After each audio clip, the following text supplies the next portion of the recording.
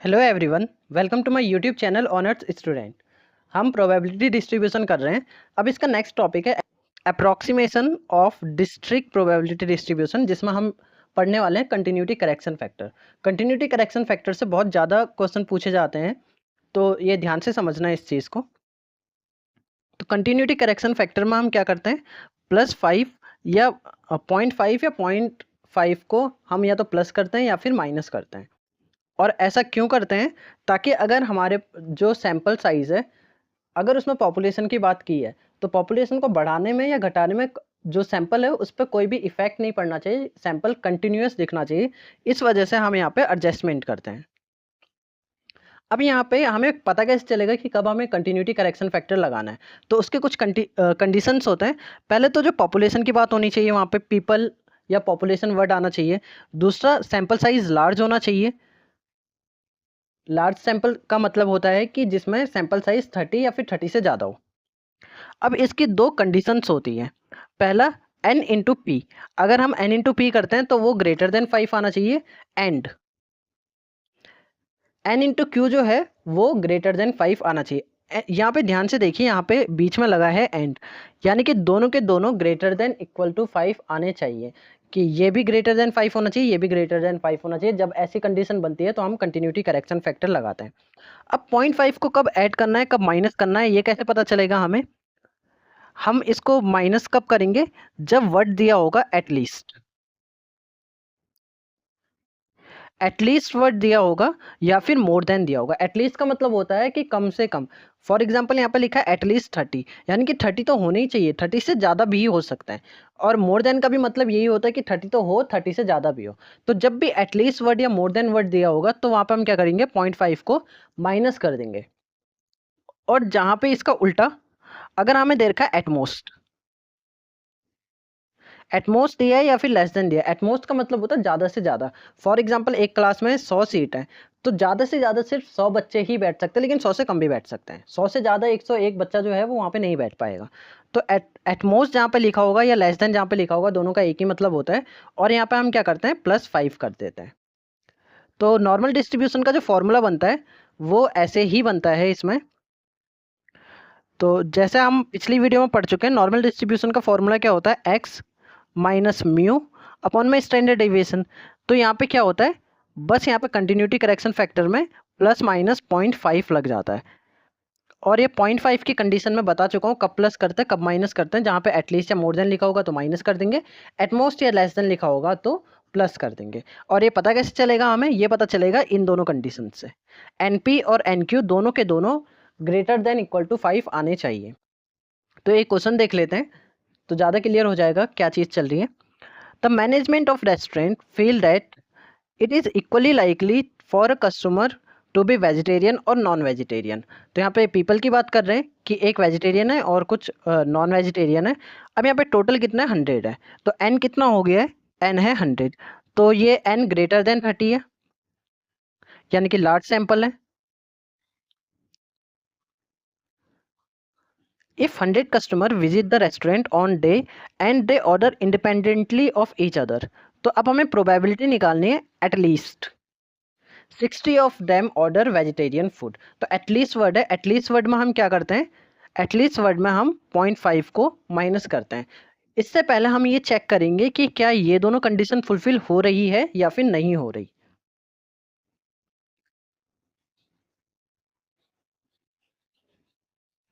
तो यहाँ पे प्रोबेबिलिटी क्या होगी, तो प्रोबेबिलिटी हमें यहाँ पे देखो गिवन है नहीं, यहाँ पे हमें वर्ड की फॉर्म में प्रोबेबिलिटी गिवन है। बोला है इक्वली लाइकली कि कस्टमर जो है वो वेजिटेरियन भी है नॉन वेजिटेरियन। इक्वली लाइकली का मतलब कि 50% हम वेजिटेरियन मान लेंगे, 50% नॉन वेजिटेरियन। तो प्रोबेबिलिटी ऑफ पी कितना होगा, 0.5। और क्यू कैसे निकलता है, क्यू निकलता है 1 माइनस पी से। तो 1 में से हम 0.5 को माइनस करेंगे तो 0.5 ही आ जाएगा। तो अब हम क्या करेंगे, चेक कर लेंगे एन पी को, चेक करते हैं कितना आता है। तो एन कितना था हमारे पास, 100 मल्टीप्लाई 0.5, तो ये कितना आ जाएगा 50। एन क्यू 100 मल्टीप्लाई 0.5, तो ये भी कितना आ जाएगा 50। तो ये दोनों के दोनों क्या है, ये दोनों के दोनों greater than equal to greater than 5 है। डेट्स मीन कि यहाँ पे कंटिन्यूटी करेक्शन फैक्टर लगना ज़रूरी है।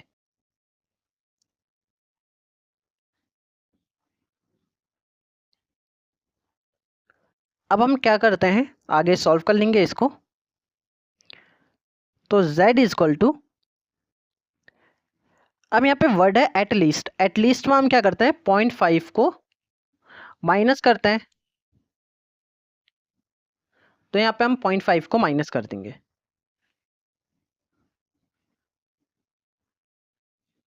x minus 0.5 minus mu upon में स्टैंडर्ड डेविएशन। अब देखिए स्टैंडर्ड डेविएशन यहाँ पे गिवन नहीं है, तो स्टैंडर्ड डेविएशन हम कैसे निकालेंगे।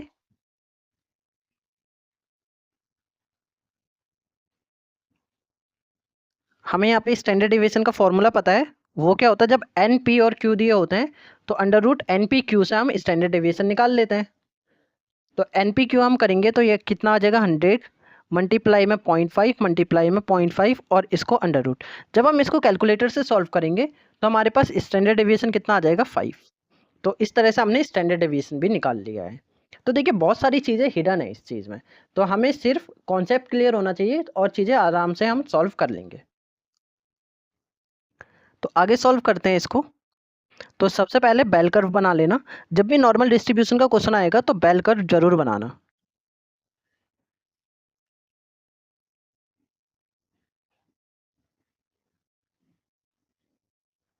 तो यहाँ पे आता मीन। मीन क्या होता है, एन इंटू पी को हम मीन बोलते हैं, और एन इंटू पी कितना आया था, एन इंटू पी आया था 50।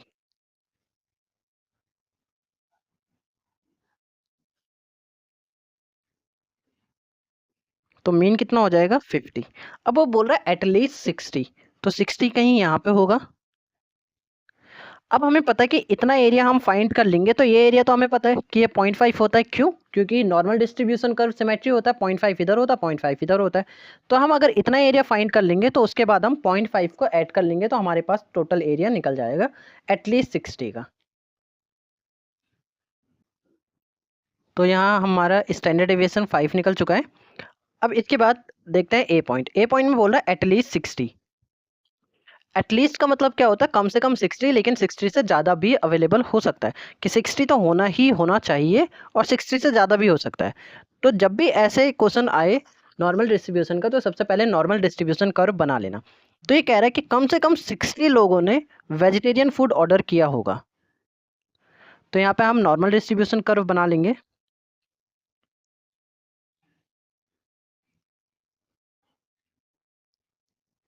तो यहाँ पे होता है मीन। मीन क्या होता है, एन इंटू पी को हम मीन कहते हैं।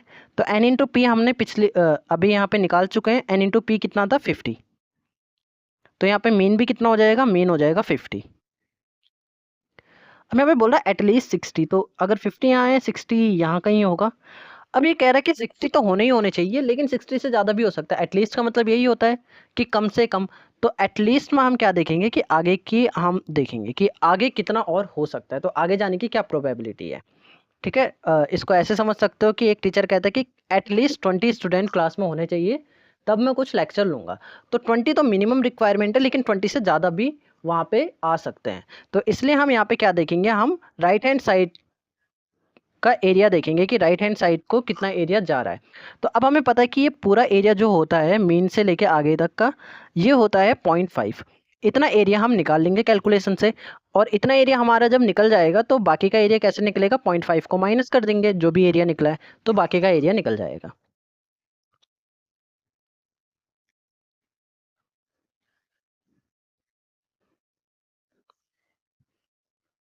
तो हम यहाँ पे फॉर्मूला लगा लेंगे।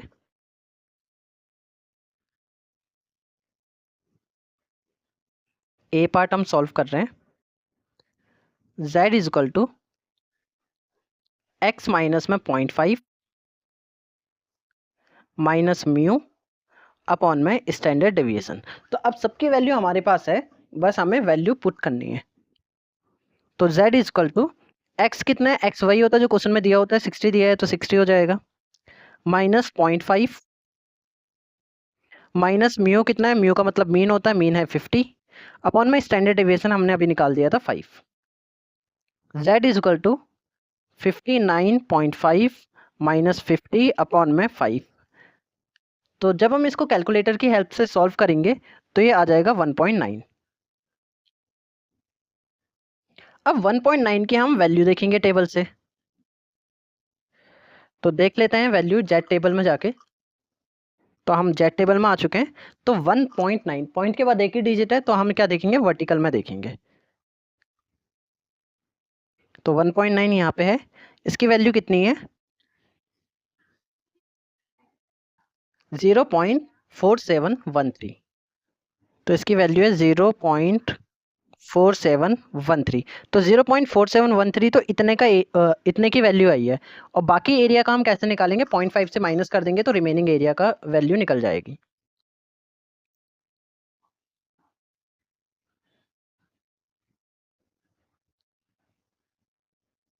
तो अब हम लिखेंगे यहाँ पे P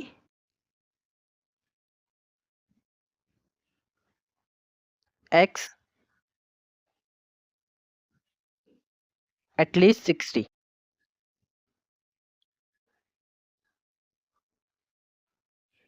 is equal to 0.5 minus में 0.4713। तो जब हम इसको कैलकुलेटर से सॉल्व करेंगे तो हमारे पास आ जाएगा 0.0287। तो इस तरह से पहला पार्ट सॉल्व हो चुका है। अब देखते हैं सेकंड पार्ट। सेकंड पार्ट थोड़ा सा ट्रिकी दिया हुआ है बुक में। तो एक बार हम बुक की हेल्प से करेंगे और एक बार हम वैसे ही करेंगे कि जिसमें हम नॉर्मल मैथमेटिक्स यूज़ कर रहे हैं और फॉर्मूला यूज़ कर रहे हैं। तो हम दोनों चीज़ें करेंगे। तो बुक में यहाँ पे थोड़ा सा कंफ्यूजिंग पार्ट दे दिया है। यहाँ पे बोल रखा है at least 45 of them order non vegetarian food. तो बुक में कैसे दे रखा है? बुक में दे रखा है कि 45 जो हैं वो नॉन वेजिटेरियन फूड ऑर्डर कर रहे हैं। तो यहाँ पे एटलीस्ट दे रखा है कि 45, कम से कम 45 कर रहे हैं। तो वेजिटेरियन फूड क्या कर रहे होंगे? ज़्यादा से ज़्यादा 55 लोग कर रहे होंगे ऑर्डर। तो यही इसका सेंस बन रहा है। तो बुक में इस तरह का सेंस दे रखा है कि 40 कम से कम 45 नॉन वेजिटेरियन अगर ऑर्डर कर रहे हैं तो ज़्यादा से ज़्यादा 55 वेजिटेरियन फूड को ऑर्डर कर रहे होंगे। तो अकॉर्डिंग टू बुक चले तो हम, और एक बार हम फिर वैसे भी करेंगे नॉर्मल जिसमें हम नॉर्मल मैथमेटिक्स और पिछले अपने कॉन्सेप्ट लगाएंगे। तो दोनों से आंसर बिल्कुल सही आएगा और फिर आपको जो अच्छा लगेगा आप उससे कर लेना। तो यहाँ पे कह रहा है कि अगर 45 लोग वेजिटेरियन नॉन वेजिटेरियन फूड को ऑर्डर कर रहे हैं तो ज़्यादा से ज़्यादा 55 लोग करेंगे वेजिटेरियन फूड को। तो यहाँ पे ज़्यादा से ज़्यादा का क्या मतलब होता है? एटमोस्ट। और एटमोस्ट में हम क्या करते हैं? एटमोस्ट में हम 0.5 को ऐड कर देते हैं।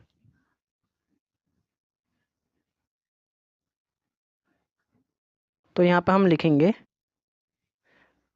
At most 55 order vegetarian food. तो यहाँ पे हम सेम वही नॉर्मल डिस्ट्रीब्यूशन कर्व बनेगा।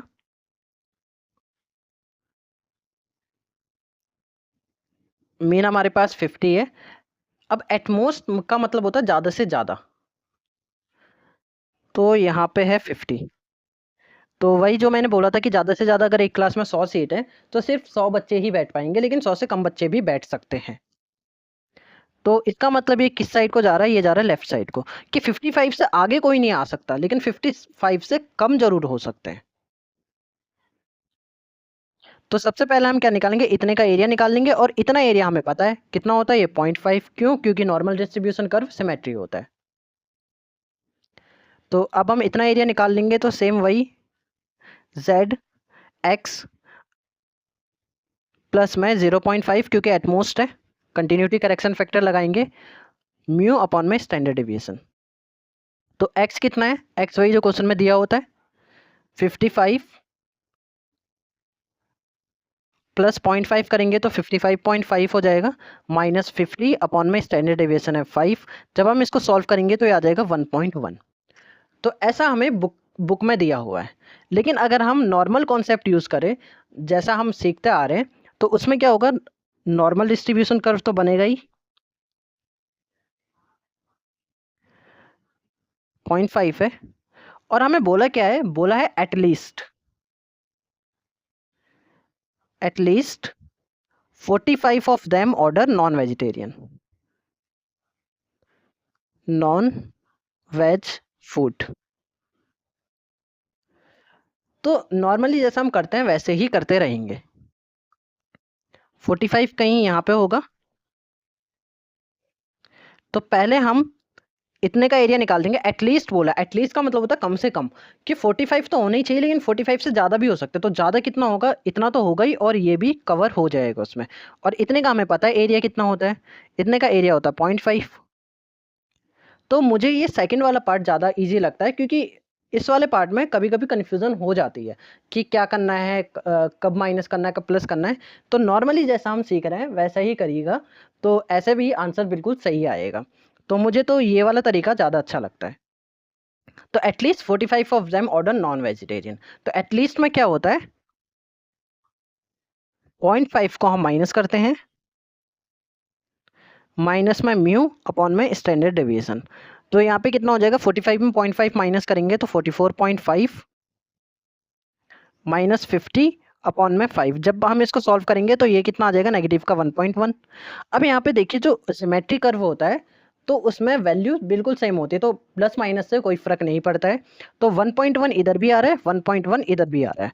तो दोनों में से आपको जो तरीका ज़्यादा अच्छा लगे उसको कर लेना। तो मुझे ये वाला तरीका ज़्यादा अच्छा लगता है, क्योंकि नॉर्मली जो वर्ड बोला है उसी वर्ड के अकॉर्डिंग हमने यहाँ पे वैल्यूज पुट कर दी, उसी वर्ड के अकॉर्डिंग हमने यहाँ पे फंक्शन लगा दिया और नॉर्मल डिस्ट्रीब्यूशन कर्व बना दिया। तो हमें एक अच्छा क्लियर आइडिया हो गया कि पहले हमें इतना निकालना है और उसके बाद 0.5 तो है ही। तो इसकी वैल्यू चेक कर लेते हैं। तो हम आ चुके हैं जेड टेबल में। तो 1.1 की वैल्यू कितनी है, वह 0.3643। तो इसकी वैल्यू कितनी आई है, वो आई है 0.3643। अब यहाँ पे इतने की वैल्यू आ गई 0.3643, और उसमें हम प्लस कर देंगे 0.5 को, क्योंकि ये एरिया भी तो इन्वॉल्व करना है। तो हमारे पास फिर आंसर आ जाएगा।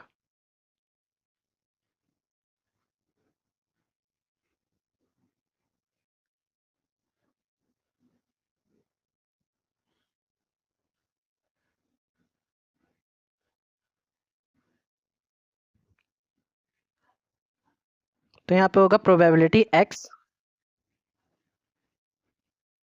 एटलीस्ट बोल रखा है तो ग्रेटर देन 45 होगा, इज इक्वल टू 0.5 को आप इस बार हम क्या करेंगे, ऐड करेंगे, क्योंकि हमें ये वाला एरिया भी इन्वॉल्व करना है। और 1.1 की क्या वैल्यू आई थी, वो आई थी 0.3643।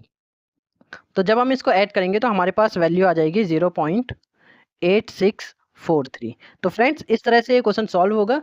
अगर आपको मेरी वीडियो हेल्पफुल लग रही है तो वीडियो को लाइक और चैनल को सब्सक्राइब ज़रूर कीजिए। मिलते हैं नेक्स्ट वीडियो में। और आपको इन दोनों में से कौन सा तरीका ज़्यादा अच्छा लगा है वो भी कमेंट में ज़रूर बताएं।